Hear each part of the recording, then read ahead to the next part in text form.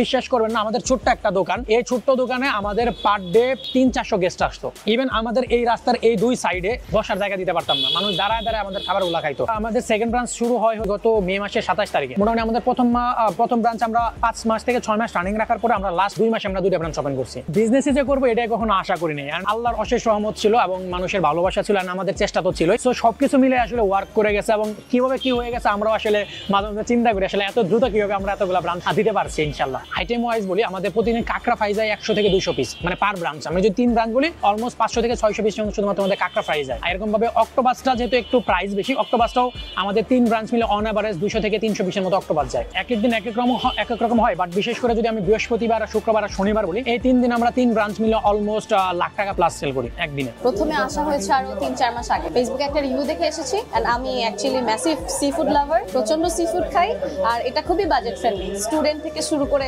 সবাই। আর ওদের অনেক অনেক আইটেমস আছে, মানে সিঙ্গারা থেকে শুরু করে পেঁয়াজু থেকে শুরু করে অক্টোপাস, ক্র্যাব, এভরিথিং।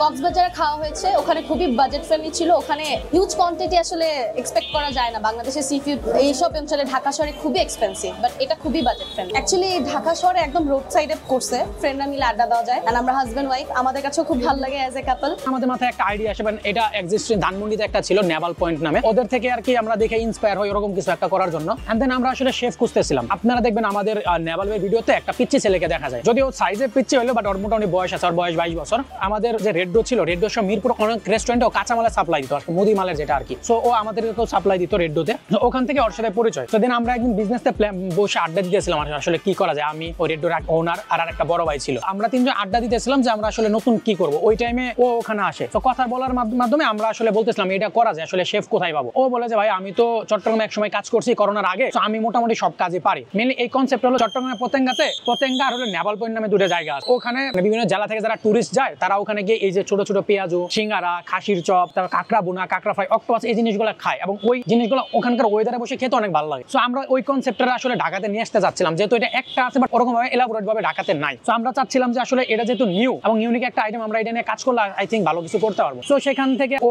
আমাদের সাথে অ্যাড হয় এন্ড দেন আমরা 3 জন 4 জনে মিলে বিজনেসটা স্টার্ট করি। যেহেতু ও শেফ ছিল, ফাইনান্সিয়াল সাপোর্টটা আমরা 3 জনে মিলে দেই এন্ড দেন আমরা 4 জনে মিলে আসলে নেভাল বেড়ে দাঁড়া করাই এন্ড আমরা বিজনেসটা দাঁড়া করাই গত বছরের ডিসেম্বর মাসে। প্রথম থেকে বলতে আমি যেহেতু আসলে টুকটাক মার্কেটিং আগে থেকে করতাম, ব্লগিং আগে থেকে করতাম, সো মার্কেটিং এর ব্যাপারটা আমি খুব ভালোভাবে বুঝতাম। আমরা শুরু থেকে চেষ্টা করতেছিলাম খাবারের মান সবসময় একই রকম ধরে রাখার জন্য। সো এটা আমি প্রাউডলি বলতে পারি যে আমরা 98% ডেতে আমরা আমাদের খাবারের মানটা ধরে রাখতে পারছি। এখন 100% বলবো না, এটা কোনোদিন আসলে পসিবল হয় না, কারণ 1-2টা দিন আমাদের খাবার খারাপ হয় বা হতে পারে, এটা স্বাভাবিক, ফুড জিনিস। আমরা চেষ্টা করছি আমাদের ম্যাক্সিমাম ডেগুলোতে আমাদের ফুড কোয়ালিটি 100% ঠিক রাখার জন্য। সি ফুডের চ্যালেঞ্জটা হলো সবসময় আসলে বিশেষ করে অক্টোপাস আর কাঁকড়া সবসময় অ্যাভেলেবল পাওয়া যায়, এটা স্টকে রাখাটা সবচেয়ে বড় চ্যালেঞ্জ। বিশেষ করে সমুদ্রে অনেক সময় অভিযান হয়, যেমন এই যে বর্তমানে আমাদের অক্টোপাসের একটা বিশাল সংকট চলতেছে। আমাদের লাস্ট 7-8 দিন আমরা অক্টোপাস কোনো সাপ্লাই পাইনি। আমাদের যে বাকি যে 2জন পার্টনার আছে তারা আগে থেকে বিভিন্ন বিজনেসের সাথে জড়িত ছিল, আমিও আসলে মার্কেটিং এ ছিলাম। সো বিজনেস সম্পর্কে আমাদের সবারই মোটামুটি একটা ভালো আইডিয়া ছিল। সো আমরা চাচ্ছিলাম একটা কিক, যে আমরা আসলে এটা যেহেতু নতুন আইটেম, আমরা যদি ফুড কোয়ালিটি 100% ঠিক রাখতে পারি, আমরা যদি আমাদের সার্ভিস ঠিক রাখতে পারি, তাহলে আমরা আশা করছি আমরা এটা বড় করতে পারবো, বিজনেসটা আগায় নিতে পারবো। আলহামদুলিল্লাহ, মানে স্টার্টিং এর শুরু দিকে আর কি মনে ধরুন যে 10 দিনের মাথায় আমরা একটা খুব ভালো একটা কিক পাওয়া যায়। আমাদের বিজনেসের 10 দিনের পর থেকে আমরা আলহামদুলিল্লাহ এত কাস্টমারের ক্রাউড হয়, আমরা প্রথম মাসে আলহামদুলিল্লাহ প্রফিটেবল থাকি।